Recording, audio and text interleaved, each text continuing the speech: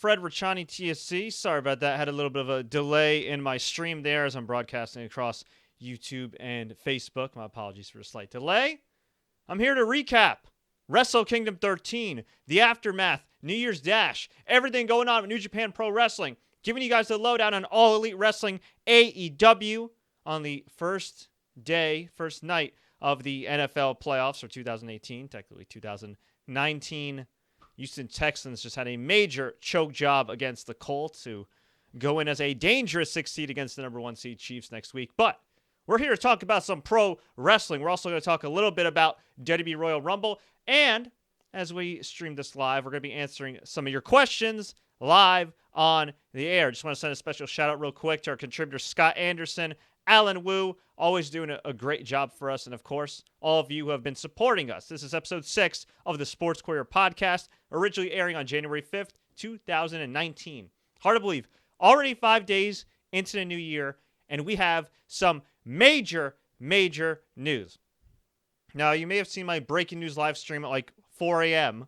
at New Year's Day. Not New Year's Eve, New Year's Day, which is crazy. And the reason I went live during that time is because it was confirmed by Cody Rhodes and the Young Bucks on their hit show Being Elite on YouTube that All Elite Wrestling AEW is a thing, and we now have more details. First things first, though. Let's walk you guys through the whole timeline and everything else, because I think some people are a little confused. Some people have been blowing me up saying, Fred, when did this come about? Is this something new? Because you got to remember something. Not everybody lives on YouTube. Not everybody reads the Wrestling Observer newsletter. Not everybody is paying attention to this, that, and the other thing.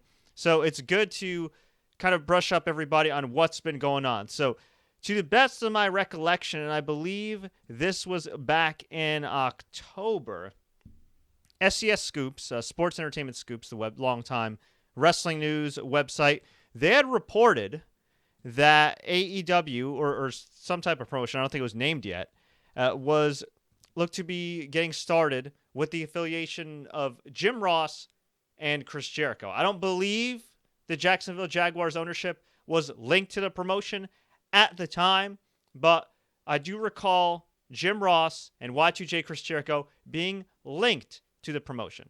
Fast forward a few weeks later, Dave Meltzer, who, as some people know, is very close to Kenny Omega, the Young Bucks, and Cody Rhodes, reported that, hey, All Elite Wrestling could be a thing. I mean, there's trademarks filed. There's rumors that Tony Khan, the current head of analytics and part owner of the Jacksonville Jaguars, son of the majority owner Shahid Khan, could be involved. I believe he also is the owner of Tottenham FC. He's a longtime executive, been doing his thing, and a huge wrestling fan. I don't know if he's been subscribed to newsletters and whatnot, but I would assume if he's a fan of the Elite and was in attendance for All In, that he's probably a pretty smart fan, a guy that reads a lot of these websites and obviously has a lot of knowledgeable people around him. So then Raja.com reports that Tony Khan is officially going to be the president of the company. He's going to be fronting, give or take, about $100 million there. Now, some people may say, whoa, that's insane money. That's still considerably less money than running a football team or an American football team, first and foremost. Second of all, this tells me that this guy is a smart dude because he realizes getting into pro wrestling, at least initially, especially when you are competing with WWE, whether you want to compete with them or not, at this level, is a money-losing venture. But, I mean, a real money-losing venture, especially with all these contracts and no TV deals in place yet, and you still don't know if they're going to get additional funding, if he's going to try to raise money, find investors. The Khan family is considerably richer than the McMahon family and WWE as a whole. But whether or not they want to put a majority of that fortune on the line for pro wrestling is another story, and who could blame them if they don't want to? I mean, most NFL owners, if you really think about it, the NFL team is really not their primary business. It's something else. Johnson family with the Jets, Johnson & Johnson. That dwarfs whatever priorities they have with the New York Football Jets, just to give you guys an example. So as far as who we know is signed, I'll get to more of the details in a second once I recap what we know so far. The Young Bucks, Cody Rhodes, Hangman Adam Page, Brandi Rhodes, Cody's wife, Mrs. Matt Massey, a.k.a. her name is Dana Massey, who's Matt Jackson's wife. She's been the head of merchandise for the Young Bucks, the Elite, the Bullet Club, at least the American team of it. And she is going to be signing on, I guess, as a director of marketing, director of merchandising. She's done a phenomenal job with the Young Bucks and with Cody Rhodes and all these guys. And, from what I understand, too, Brandy's not just going to be signing on as a performer, but I would imagine she's certainly going to have a say creatively, because Cody Rhodes has talked about it before in interviews. His wife, Brandy, isn't just a pretty face. She's obviously a very talented manager. She's worked hard to get better in the ring. She was a damn good ring announcer in WWE. But she's also somebody that's helped Cody Rhodes negotiate, especially when he initially came on the Indies. And he talked about how she's kind of more business savvy than he is. So that's some certain real relationship goals if you can find them. Kenny Omega's future at the moment is uncertain. So he dropped the title, spoiler alert, to Hiroshi Tanahashi in a classic match in the main event of Wrestle Kingdom 13. We don't know where the hell he's going from here. Dave Meltzer reports that he's got a great offer from WWE. He could go to AEW. He could just stick full-time with New Japan Pro Wrestling. There are reports that AEW wants to have a partnership, a compromise with New Japan, but there's a little problem there, and it's by the name of Ring of Honor. Now, Ring of Honor at the moment, unfortunately, seems to be the odd man out in this whole ordeal, because the Bucks, Cody Rhodes, Kenny Omega, all these guys, most of that, think about this. Cody Rhodes, Young Bucks, technically were ROH guys, also with New Japan Pro Wrestling, but they are mainly considered, I think, under contract ROH guys. Kenny Omega, he had a few appearances for ROH, technically considered a New Japan guy. Hangman Adam Page, homegrown ROH superstar. All those guys, starting with AEW or not, whether Kenny goes to AEW or New Japan or WWE, are no longer going to be affiliated with ROH for the most part, unless they can come to some compromise. Now, perhaps in Tokyo, with all the parties involved, happen to be there in Tokyo for Wrestle Kingdom, maybe they were able to work something out. We just don't know it yet. But I could see New Japan going one of two ways. I could see them saying, you know what? We'll link up with AEW. Because at the end of the day, we don't want to lose Kenny Omega. He is very valuable to our Western expansion. And he's one of the biggest stars we have in Japan. Hell, the guy's practically Japanese. He's lived there for a while. He considers himself a Japanese wrestler. He wrestles a Japanese style. It would make sense for him to stay with New Japan. But there's the other side of things where New Japan might say, you know what?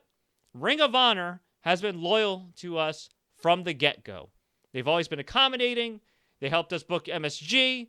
We're doing our thing with them. They've been a big help in our Western expansion. They need us, but we need them to some extent. Why not keep working together?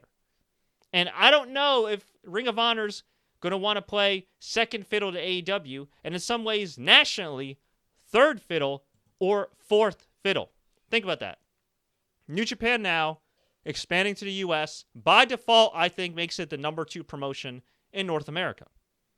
You can make the argument, no, because it's technically still a Japanese promotion. Whatever. Okay. Semantics. So who would be number 2 then? Chances are, with the star power of Cody Rhodes, the Young Bucks, Hangman Page, the Elite, and perhaps Chris Jericho and Jim Ross, is AEW. Coming out of the ashes, coming out of the blue. To some people, coming out of nowhere. Where does that leave ROH? At the very least, number 3. New Japan, if you want to consider them number 2 promotion in the U.S., at the very least, ROH is number 4, despite being in existence for over 16-plus years, with TV, with strong ownership. That is saying something. Now, there could be one of 2 ways ROH goes about this. ROH, or more accurately, its parent company, could say, you know what? We've made some money here. We've grown this company. We've created a lot of stars who are in WWE right now. We have a very valuable tape library. I'm sure the trademarks are valuable too. Let's sell this thing. Which, oh, by the way, a couple years ago, Pro Wrestling Sheet reported that Sinclair actually was thinking about selling ROH. And if you're Sinclair and you're looking to expand and spread some creepy messages that are very political for a news organization, hey, wrestling might be the least of your priorities right now. Maybe you want to look to expand. Now, that could change, or may have changed, because they weren't able to merge with Tribune Broadcasting. The government stepped in there. Who knows? Who knows? I mean, Sinclair does have a very close relationship with the president. Vince McMahon does have a very close relationship with the president. Could Sinclair make a deal with Vince McMahon? Perhaps they could.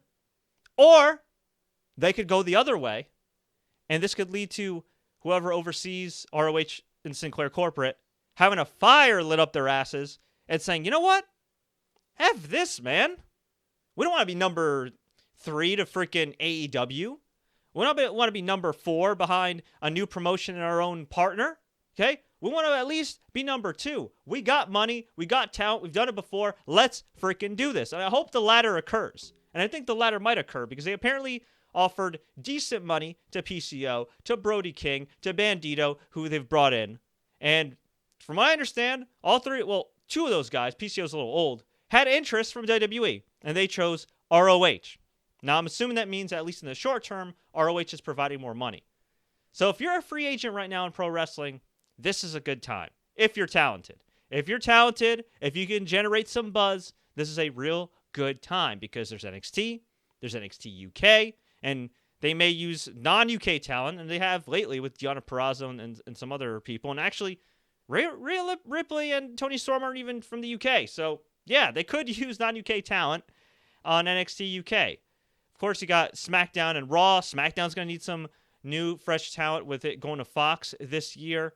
And then, of course, you have MLW, which isn't paying as much as some of these other groups, but does have good TV, does have good exposure, and they're doing a really good job building up characters. So if you're a young wrestler that can afford to maybe not make as much money short term, but long term build up your character, generate some buzz, MLW may be a good place to hit up, run by Court Bauer, especially with his podcast network and the way they've really handled their social media approach. Of course, there's New Japan, which is going to want to replenish the talent, but they have a lot of great homegrown talent as well, and they're elevating guys like Juice Robinson and Jay White. I mean, there's a lot of places to work. And AEW, make no mistake about it, just because they have the elite, or at least most of the elite other than Kenny Omega at the moment, they're still going to need talent.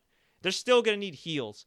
And while being the elite is a great show, and I think All In showed that you can build up a show, a major show, with just internet marketing for the most part, I do think long-term, if they want to get a return on investment, especially a $100 million investment, you need to have either a major TV platform, which Dave Meltzer reports that is the case, that they may be getting offered deals with, different companies and things like that, and they're strong deals. Or you could take the other route, partner with YouTube, and be one of the shows that YouTube actually promotes under its YouTube Red platform. That would be awesome, because you could still promote being the elite. It's a wildly successful show online. And then you could have the weekly show on YouTube and maybe some additional content behind YouTube's paywall. You could do Netflix, although Netflix doesn't seem to be in the business of streaming anything live per se. Amazon's done some live streaming with the NFL. You could do that as well. Hulu, of course, does live broadcasting and has their own cable platform.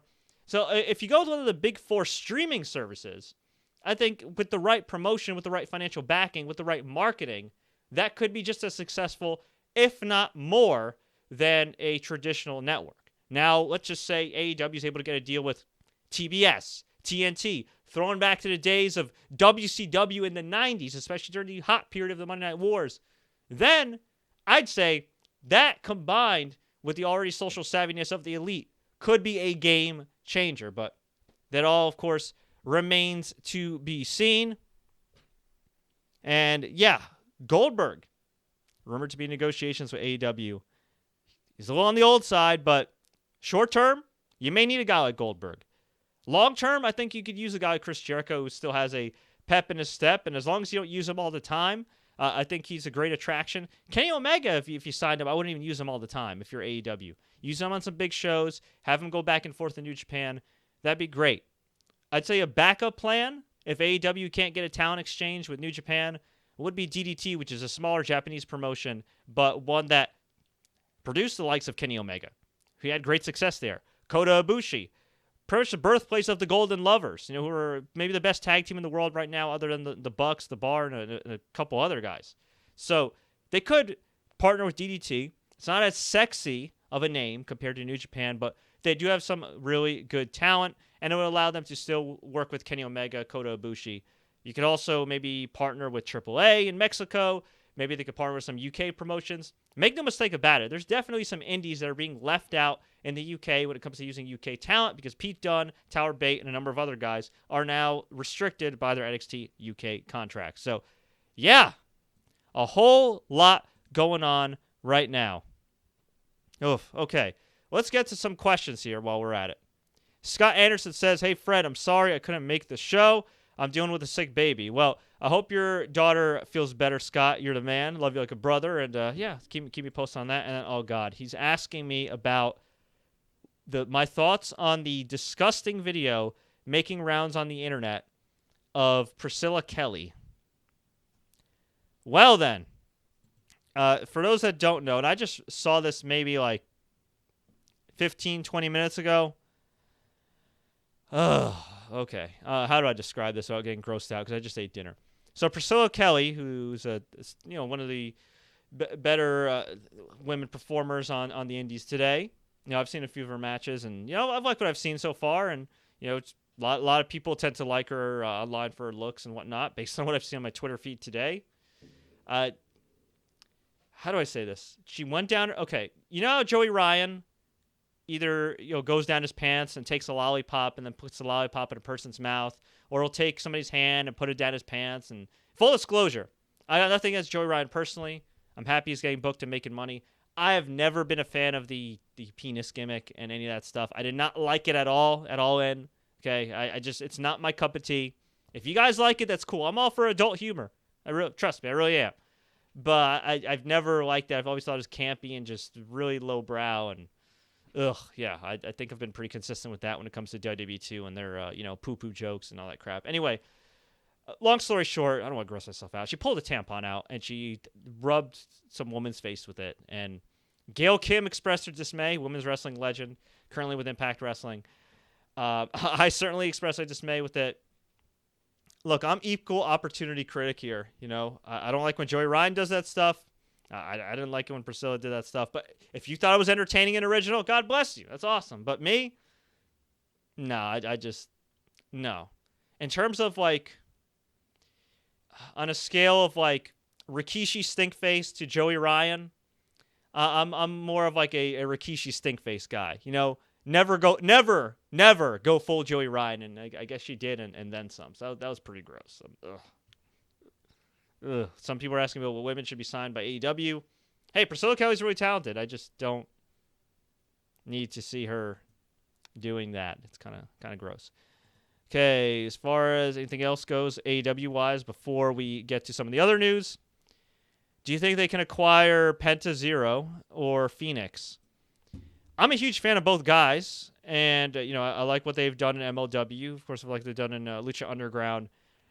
Alexander the Great 4K, I think they could. There were rumors that Pentagon and Phoenix, his brother, they're real life brothers, by the way, would be going to NXT. Thank God that doesn't sound like it's the case. I feel like right now, you want to be a free agent. You want to get that money where you can. If you can get a lot of money outside of WWE right now and still build your name, you might as well do that, because WWE, for the foreseeable future, easy for me to say, is always going to be around. Okay? You don't need to rush to go to WWE. You can wait. Okay? Especially if ROH is going to be spending money and some of these other companies that are not named WWE are going to be spending money. So Penta, Phoenix, yeah, to me, those guys are no-brainers. Absolutely. No-brainers. Ugh. Okay. Scott says, I love you, man, but watching you squirm answering my question made my day. Well, thanks, Dick. Appreciate that. As far as any other women's wrestlers going to AEW, I would say Tessa Blanchard, but I don't know what her contract restrictions are. She's linked to the Access TV Women's Wrestling Group, and they're going to be debuting soon, and they're backed by major ownership. Jeannie Buss, owner of the Los Angeles Lakers. She, to me, should be at the top of my list, male or female, as far as prospects go, as somebody that hasn't gotten the most national exposure but has a chance to be a huge star. I think Tessa Blanchard would be number one on my list. As far as anybody else, I'm blanking out right now. Let me get back. Oh, Santana Garrett. I don't know if Santana Garrett's technically with NXT now. All these years I've been thinking about, man, Santana Garrett, she should be on TV somewhere. She should be with WWE. She should be with the regular role in ROH. No, okay, so she's I know she was in. Okay, she's with the women of wrestling group as well. Okay, so technically she's not with anybody really other than that women of wrestling group for the most part. So Santana Garrett's another one at the top of my list. Britt Baker also signed with AEW. She's a really talented performer. I believe she was in the Mae Young Classic this year, and she's the real-life girlfriend of Adam Cole. So for those wondering why she was doing Adam Cole mannerisms at All In, that's because her and Adam Cole are in a serious relationship, and she's very, very talented and a dentist in real life. So she's got a great story as well.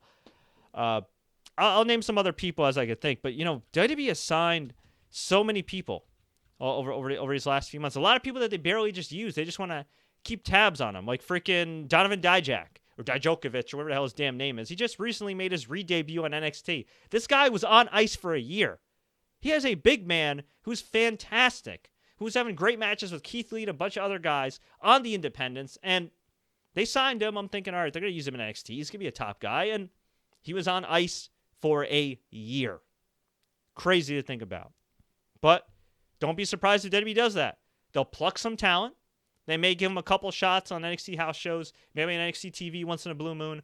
But for the most part, it's not going to be a priority for them to give them something creative to do because, hey, they already got them locked down.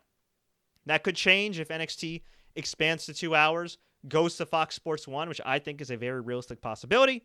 But for the time being, if you're a piece of young talent and you're someone, male or female, that has the opportunity to make some money independently and build up your name without being under WWE's thumb, you might want to do that for now. Because again, WWE is always going to be there.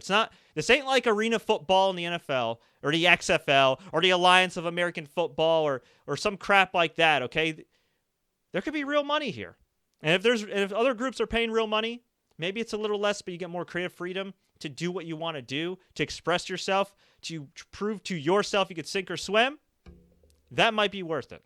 That's what I would personally do, but hey, I'm not everybody. So there is that.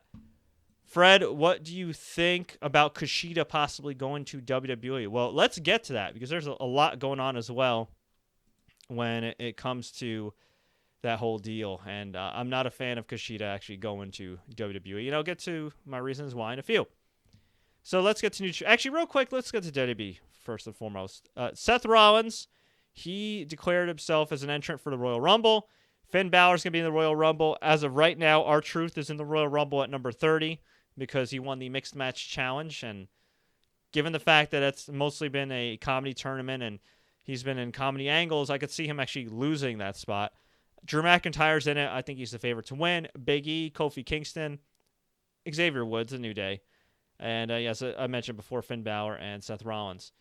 In terms of the women's wrestlers, so the Women's Royal Rumble, Carmella, who's still listed as number 30. She could lose that spot, obviously. The Riot Squad's in it. Natalya, Ember Moon, Bayley. I see whoever doesn't win the SmackDown number one contenders women's match, I see winning the Royal Rumble. Now, if Carmella loses, because I think it's Becky Lynch, Charlotte, and Carmella on SmackDown this Tuesday, I don't see Carmella winning. So it'd be, okay, if Becky loses, I see Becky winning the Royal Rumble. If Charlotte loses, I see Charlotte winning the Royal Rumble. Either way, I think all signs point to a triple threat with Ronda Rousey, Becky Lynch, and Charlotte Flair at WrestleMania 35, which presumably would be the main event because the women are hot right now. Ronda Rousey, Becky Lynch, Charlotte Flair, they're clicking on all cylinders. I'm really impressed with what they're doing on the women's side. I don't know why that intensity from the recent women's storylines, that logic from these recent women's storylines hasn't transferred over to the male side of things. Maybe because Vince McMahon isn't paying as much attention to the women. I don't know. But whatever Rousey and particularly Becky and Charlotte are doing the last couple of months, they need to be doing with the women. I mean, maybe Becky Lynch needs to be giving Seth Rollins some pointers on intensity. I don't know. They've just been clicking on all the cylinders, on fire, no pun intended, for the straight fire superstar. And I'm liking that. As far as the males go, I don't care. Honestly, I really don't care. I'd rather see 2 hours, 3 hours of women's storylines, and nothing wrong with that at all, by the way, than any of the male storylines right now. Miz and Shane McMahon being a team, the best in the world, that's not doing it for me. Braun Strowman versus Brock Lesnar again, not doing it for me. Drew McIntyre trading wins and losses with Dolph Ziggler, not doing it for me.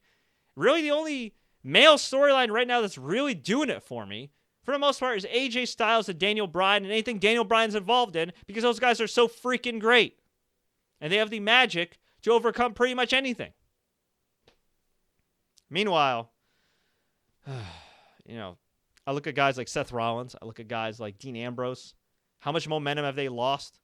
These guys could have been the hottest acts in your company, other than Ronda Rousey. After the Roman Reigns cancer announcement, it was really sad. It's real life. WWE could have said, you know what? We're going to capitalize on this, but in a somewhat tasteful way. We're going to have the Shield win the Raw Tag Team titles. We're going to have them run as hot baby faces and still sell Shield merchandise for the next couple of months. Because, oh, by the way, if you really want to support Roman, guys, I'm pretty sure he gets a cut of that Shield merchandise. That's a real way to support him as opposed to doing a tasteless storyline.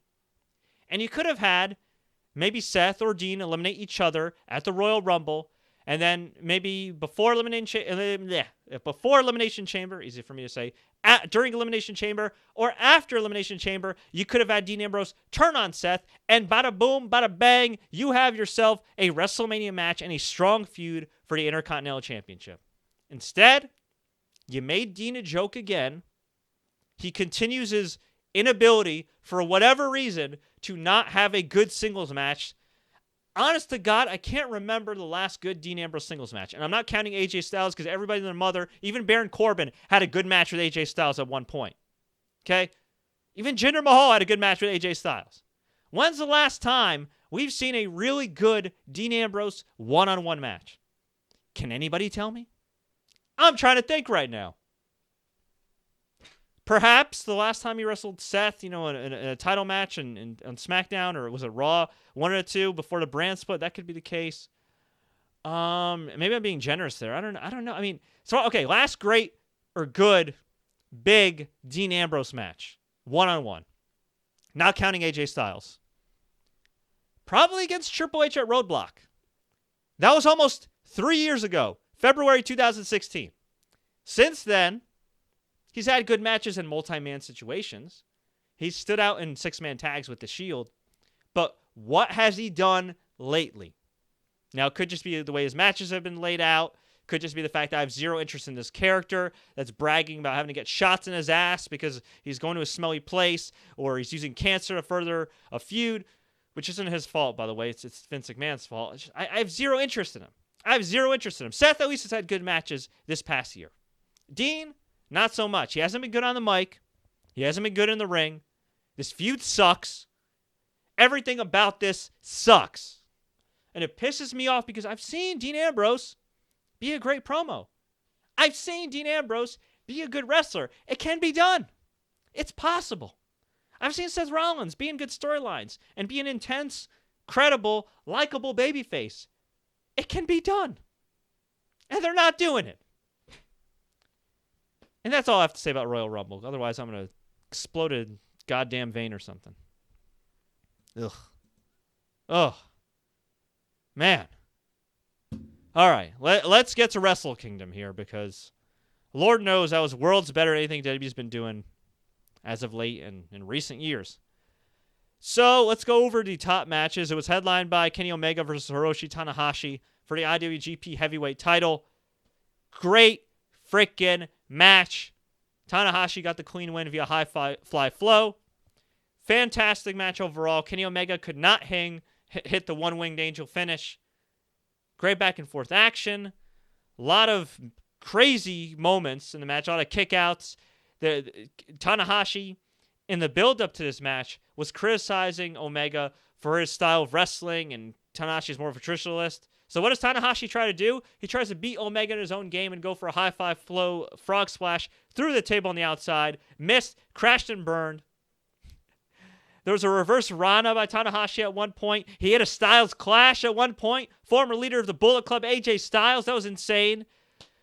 There was a crazy, crazy dragon suplex that Kenny Omega hit on Tanahashi, shades of his first match with Okada. But thank the Lord above that Tanahashi landed on his face. He did like a whole flip as opposed to landing on his head and neck. That would have been bad, although he could have also concussed himself.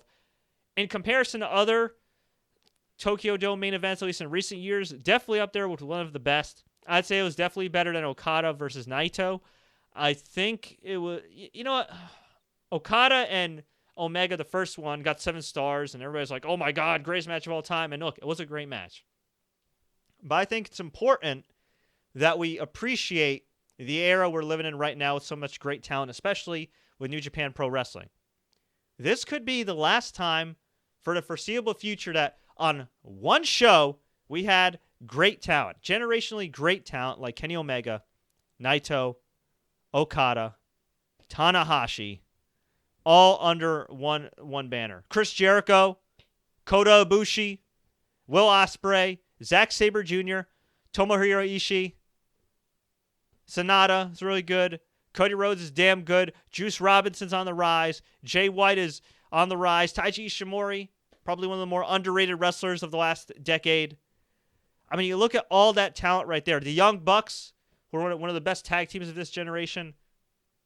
I mean, it's just phenomenal. Just phenomenal. All that talent under one roof, under one dome, so to speak. And it could all change.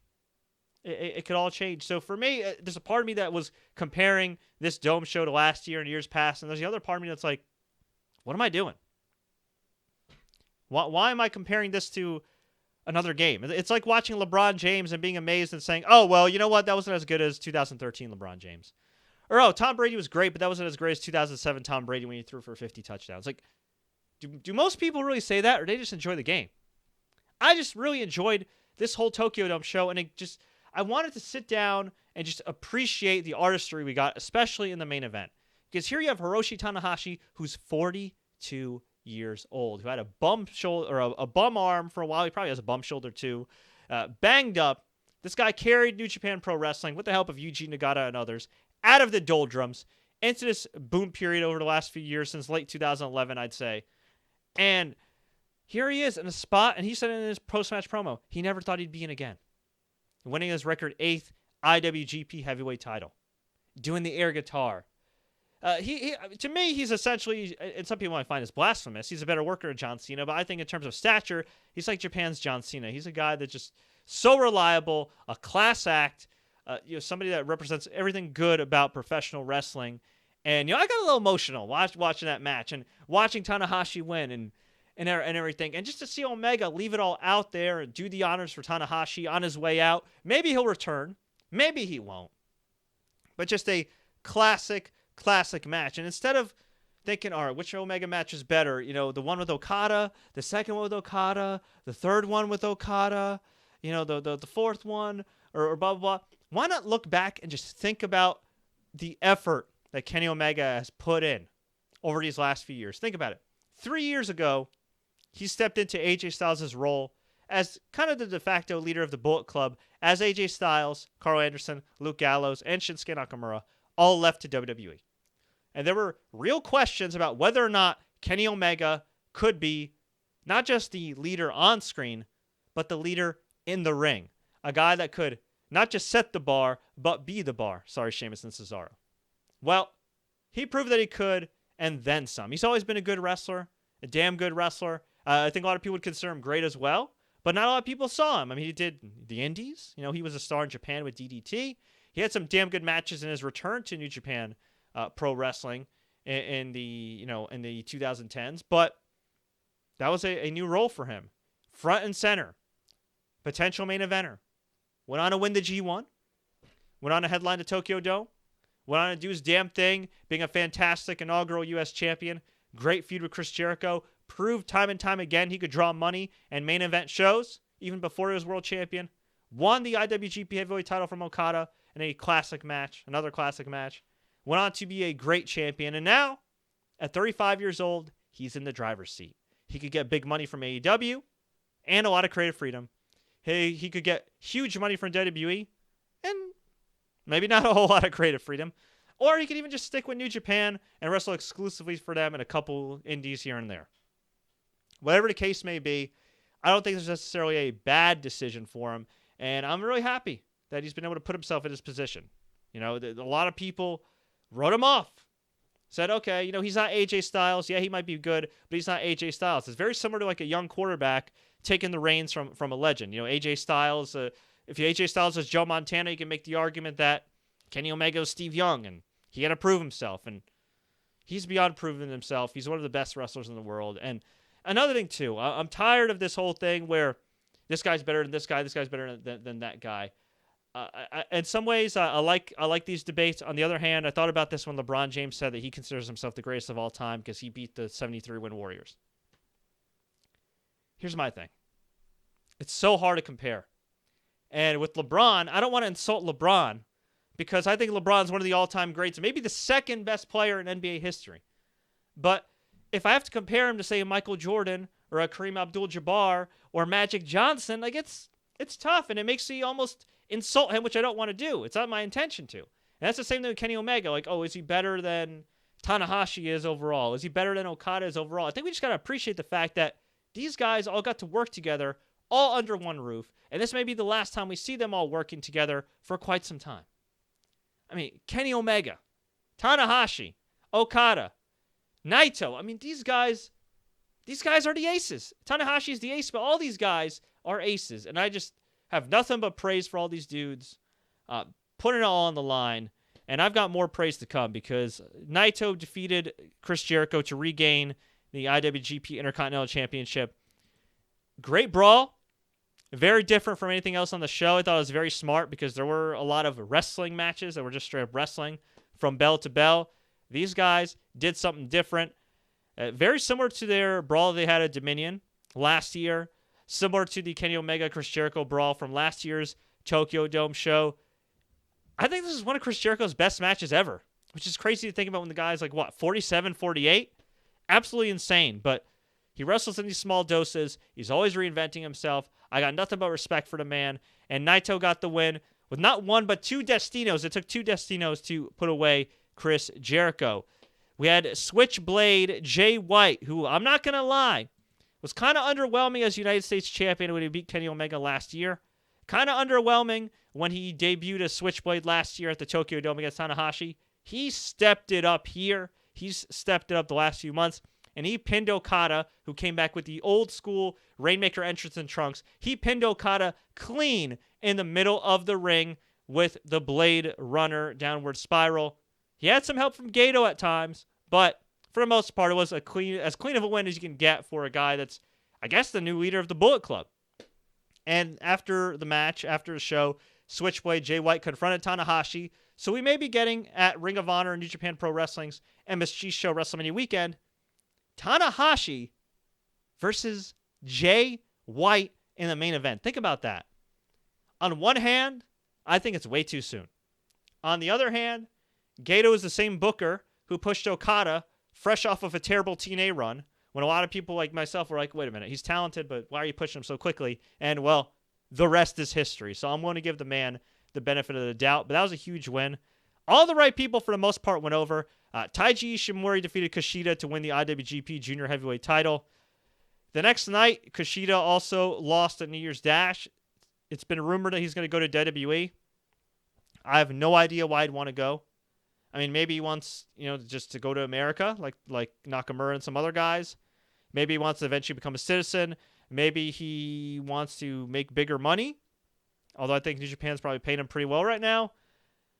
I don't know. I've seen what they've done with Hideo Itami. I've seen what they've done with other international talent like Metalik, Akira Tozawa. Look, unless they dissolve 205 Live, which I think would be the best thing for all parties involved, because you get guys like Mustafa Ali on the main roster and contributing right away. Unless they dissolve 205 Live, I think this is kind of a bad idea for him. Maybe he could go to NXT, win the NXT title. That'd be great. But, he's not as charismatic as Nakamura. He doesn't have the size of a Nakamura and guys like that. People forget Nakamura's a pretty tall guy. Okay, he's a pretty big Japanese wrestler. And, I think that's part of – he's got charisma. He's one of the all-time greats. But I think his size and his look and how he carries himself is a lot of what made WWE want to sign him in the first place. If he had that charisma, maybe it was Kushida's size, who knows? I don't think Nakamura would have won the Royal Rumble and had a WWE title match at WrestleMania. And, it's unfortunate to think this because at the end of the day, Kushida's his own man. He's not Nakamura. He's not this guy. He's not that guy. But I feel like with WWE Creative, especially Vince McMahon, he's very close-minded with international talent. And unless or any minorities, period. Not calling the guy a racist, but If you look at the history of WWE, unless you've got a great gimmick like you're an Olympian and a world's strongest man like Mark Henry, or you're jacked as all hell like Bobby Lashley with a legitimate wrestling background, or unless you could be like the New Day and over time thaw the ice that was the creative purgatory they were in, it is tough. It's really tough to be a minority wrestler in WWE today. Now, if you're in NXT and you're under Triple H and NXT's writers who seem to be a lot more open-minded and more progressive, then yeah, that's good. If you can get lucky with the right gimmick at the right time, maybe you could have a nice run. But I don't know. I don't see it. I really don't see a lot of success for him. I hope it works out if he does go there. But, man, I remember seeing KUSHIDA at Ring of Honor and these educated American fans having so much respect for him. And the same thing with Tanahashi when he came out. Like, you could just tell a guy's respected, okay? In the ring, like his opponents, like you could tell like the guys like felt like it was an honor to be there with him. KUSHIDA's one of the great workers in the business today. He has been for a while. He is the junior heavyweight ace of New Japan, and I just don't have any interest in seeing him being underutilized or misused in WWE. I really don't. So if he goes there, knock on wood, it works out. I'm praying for him, but I'm not optimistic about it. I'm just not. And if this is the end of KUSHIDA in New Japan Pro Wrestling, God bless him, man. He's had a hell of a run. And, I think in some ways he doesn't get enough credit. He's really talented. Juice Robinson defeated Cody Rhodes in a dominant match to regain the IWGP United States Championship. Not a great match or anything, but I thought it was good for what it needed to be. There were a lot of strong matchups here. You didn't need this to be a 5-star classic. You needed Juice Robinson to go over strong, especially with Cody Rhodes leaving the AEW. He was wearing the Jacksonville Jaguars colors on his trunks, as was Brandy Rhodes. And he got the win here with not one but two pulp frictions, the kill switch unprettier variation that Christian used to do. The only thing I didn't really like about the match, too much interference from Brandy Rhodes. She was thrown out of the ring and thrown away from ringside, but I thought it was a little too much for my liking. But you know what? It was different from everything else. It had the finish that it needed, so I can't complain too much there. Evil and Sonata defeated the Guerrillas of Destiny and Young Bucks to win the IWGP Tag Team titles. A lot of action here. A really short match. I feel like the undercard matches were kind of rushed, but they got the win. They're tag team champions. Good for them. Zack Sabre Jr. And, could be the last night for the Young Bucks in New Japan. So, Young Bucks, same thing I'll say about KUSHIDA. Thank you, guys. I think they'll fare better in AEW than KUSHIDA would in WWE. But, hey, thank you, guys. Nick and Matt, fantastic job in Ring of Honor and New Japan. And hopefully it won't be the last we see of them in Japan. Zack Sabre Jr. defeated Tomohiro Ishii in a RPW British Heavyweight Championship match. He won the Rev Pro Wrestling British Heavyweight title via ref stoppage. Locked him in some wacky submission. Oh my God! It was like an octopus submission, like double arm octopus, and referee had to stop it. I like referee stoppages like this. Sometimes a guy doesn't need to tap out. Sometimes, like in real life, you need to save the fighter from themselves. So well done here. I thought this was really good. Although I do think Zack Sabre Jr. needs some knee pads. Looked like he was just kind of wrestling in his underwear. He kind of was, but, Shingo Takagi and Bushi of Los Ingobernables defeated Kanemaru and Desperado and Sho and Yo to win the Junior Heavyweight Tag Team titles. This was a really short match, fun while it lasted. Los Ingobernables got all the gold again, and I'm happy for him. And in the opener, Match of the Year candidate, Will Ospreay, who's looking to move up to heavyweight, defeated Kota Ibushi to win the Never Openweight title. This was a dream match. Crazy match. There were a lot of high spots, a lot of flips, but I would say it was actually more grounded and technical than you may have thought going into it. Will Ospreay showed a more intensive side. He smashed Kota Ibushi with an elbow to the back of the head. I'm assuming he was aiming for the neck, but unfortunately it looks like that elbow gave the poor guy a mild concussion. He had to be stretchered out. But Will Ospreay, he looked great here. Had a dominant victory. Extremely dominant victory. Hit the Stormbreaker. Got the clean pin. He hit Kota Ibushi with that shot with the elbow. Hit the Stormbreaker. It was like a very methodical pin. It wasn't like it was just right away, like boom, boom, boom, 1, 2, 3. Like this, the Juice Robinson match, even the Switchblade match a little bit. Kind of they gave you a little bit of time, a few seconds before the pin was counted. Just to kind of emphasize like, okay, this is a changing of the guard here. Going into 2019, it's the year of Jay White, it's the year of Juice Robinson, and it damn sure may be the year of Will Ospreay, your new never open weight champion. Overall, I got to say, massive thumbs up for this show. And as far as other news goes, and there's a lot of New Japan Pro Wrestling news here. So let's get right to it. First of all, let's answer a couple quick questions here. What do you think about Hulk Hogan returning on Raw? Hulk Hogan is returning on Raw this Monday to honor Mean Gene Okerlund. How could I forget? Mean Gene Okerlund passed away. Legendary WWE announcer, also of WCW and AWA fame. Hard for me to say anything that hasn't already been said. Guy was a true pro. From what I understand, a very nice man. Nobody had anything bad to say about him. He was the life of the party. If you know, I know a lot of people, some indie wrestler friends that got a chance to hang out with him at shows, and he was just full of life and mentored a lot of the current WWE announcers like Charlie Caruso, Kayla Braxton, Renee Young, who was particularly close with him. And what do you want to say? He was a staple of pro wrestling. You know something, Mean Gene, or Mean, woo, by God, Gene. Ric Flair. I mean, he had a great relationship with Ric Flair and Hulk Hogan and all these guys. He was able to make a good promo, a great promo, unbelievable professionalism. All I can say is I hope WWE Network has posted or is posting a Mean Gene collection on there, because you guys got to watch some of his best interviews. Just do yourselves a favor. Forget what I have to say. Go on YouTube, type in Mean Gene Okerlund, and just watch a number of his videos, okay? All his interviews, even his shoot interviews, whatever. And you'll see why this guy was and forever will be the best to ever do it. So God bless him. May he rest in peace. My deepest condolences to his friends and family. As for Hulk Hogan appearing, you guys already know I'm not a big Hulk Hogan fan. I don't think he ever truly apologized for that N-word incident. He apologized more for getting caught than saying it. But you know what? He is linked to the hip of Mean Gene's spirit. There wouldn't be a Mean Gene without Hulk Hogan and vice versa in some ways. So I'm fine with it. Not thrilled about Hulk Hogan, but this ain't about Hulk Hogan. This is about Mean Gene Okerlund. So yeah, sure, I'm interested to see what he has to say. And we have scheduled for Raw Elias versus Baron Corbin. Okay. I'm not really interested in that. Saturday, January 12th, we're going to have PJ Black, the former Justin Gabriel, take on Nick Aldis for the NWA World title. Cool, I guess. I don't know. It was, I don't really feel Nick Aldis as NWA champion. Actually, I do. I like Nick Aldis as NWA champion. I just feel like some of the challengers they've been building for him beyond Cody Rhodes, like James Ellsworth and Billy Gunn, yeah, not so hot on that. Okay, so New Japan Pro Wrestling's G1 Climax 29, their epic tournament to determine the number one contender for the heavyweight title.